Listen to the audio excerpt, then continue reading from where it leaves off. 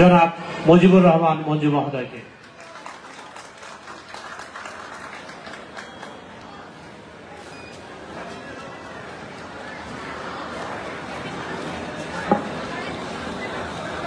সবাইকে অনেক অনেক শুভেচ্ছা, ধন্যবাদ এবং অভিনন্দন জানাচ্ছি।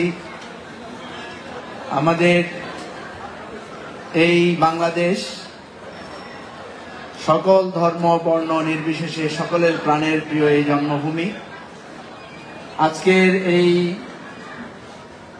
দুর্গাপূজার কেন্দ্রীয় পূজা মণ্ডপের যারা নেতৃত্ব দিচ্ছেন, বিশেষ করে আমার অত্যন্ত শ্রদ্ধেয় অ্যাডভোকেট সুব্রত চৌধুরী, এখানে আছেন কাজল দাস সহ আয়োজক কমিটির সদস্যবৃন্দ এবং আমার অত্যন্ত প্রাণপ্রিয় ভাই ও বোনেরা, এত সুন্দর একটা আয়োজন, এত আনন্দঘন, এত ভক্তিপূর্ণ একটা অনুষ্ঠানে এসে আপনাদের কাছে শুভেচ্ছা জানাতে পেরে আমি নিজেকে খুবই আনন্দিত বোধ করছি, স্মৃতিকাতর হয়ে পড়ছি।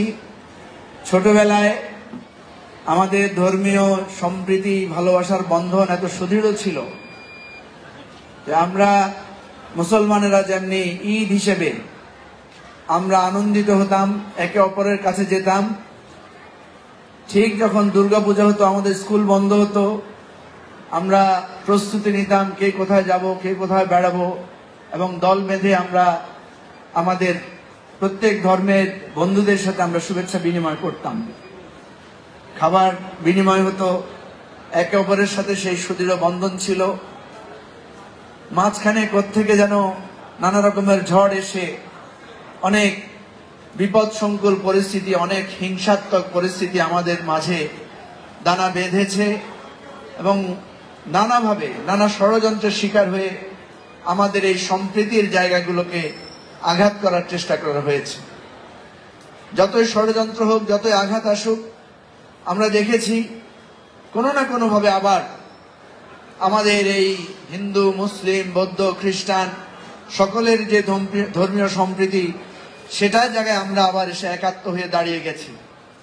কারণ আমাদের স্বাধীনতা যুদ্ধ থেকে শুরু করে, আমাদের ভাষা আন্দোলন থেকে শুরু করে, আমাদের এই দেশ মাতৃকার সকল আন্দোলন সংগ্রাম এবং গৌরব, আমাদের ক্রিকেট খেলা, আমাদের ফুটবল খেলা, আমাদের জাতীয় সকল অর্জনে আমরা দেখেছি আমাদের ধর্মীয় বন্ধনকে কেউ বিচ্ছিন্ন করতে পারে নাই।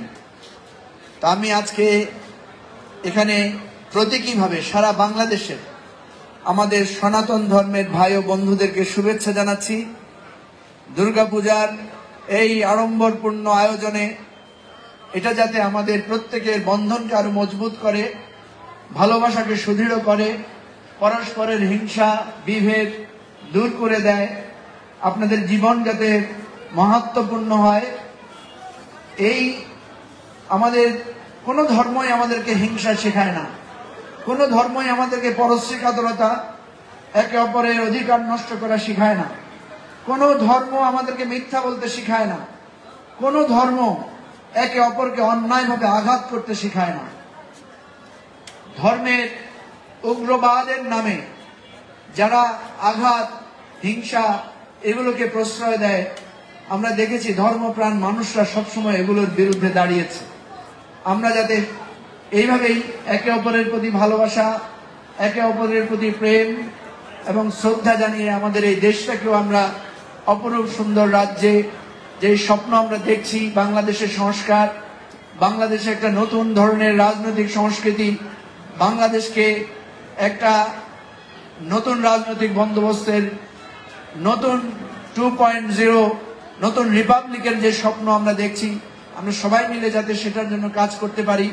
সামনে একটা নির্বাচন আছে, আমরা যাতে অবাধ নিরপেক্ষভাবে সবার অংশগ্রহণে সেই সুন্দর নির্বাচনটা আমরা করতে পারি, সেটাও আমাদের আজকের প্রত্যাশা থাকবে, অঙ্গীকার থাকবে। এই সরকারের কাছে আমাদের দাবি থাকবে দেশের প্রত্যেকটি পূজার্থী বন্ধুদের নিরাপত্তা যাতে নিশ্চিত হয় এবং যাতে কোনো ধরনের বিভেদ এবং কোনো ধরনের ষড়যন্ত্র সেখানে প্রশ্রয় না পায়, আমরা সেটার জন্য অঙ্গীকারাবদ্ধ থাকবো। আবারও সবাইকে অনেক ধন্যবাদ, শুভেচ্ছা। আমাদের প্রত্যেকের জীবন মঙ্গলময় হোক, কল্যাণকর হোক, আমরা যাতে বাংলাদেশের জন্য ভাই ভাই হয়ে, এক ভাই বোন হয়ে থাকতে পারি, সেই আপনাদের কাছেও সেই আশীর্বাদ চেয়ে